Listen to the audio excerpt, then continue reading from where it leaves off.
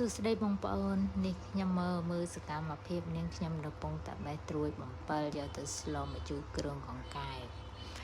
ហើយនិយាយពីថាតណើអ្នកបេះត្រួយបំពេលមើលចាស់ក៏រៀងបញ្ញាប់ដែរដោយសារបញ្ញាប់ទៅភ្នំពេញវិញណា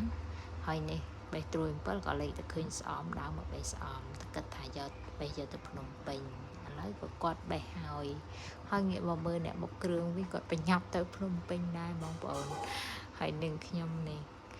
មកមើលកង្កែបមើលអីគាត់នឹងឲ្យថារៀបចំថតដែលមើលការសកម្មភាពដែលគាត់ឆ្លងមកជួគ្រឿងកង្កែបហ្នឹងតែគ្មានបានថតឲ្យមើលទេបងប្អូនបានតែត្រឹមគាត់កាប់សាច់កាប់អីហើយហ្នឹងក៏នាងខ្ញុំភ្លេចគិតទៅណាទៅមើលគេកិនស្រូវតែអត់បានយកកាមេរ៉ាទៅទេដល់អញ្ចឹងនេះ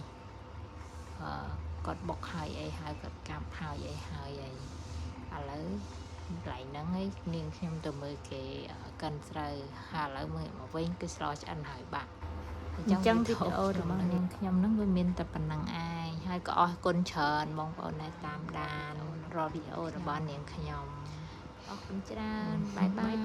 យ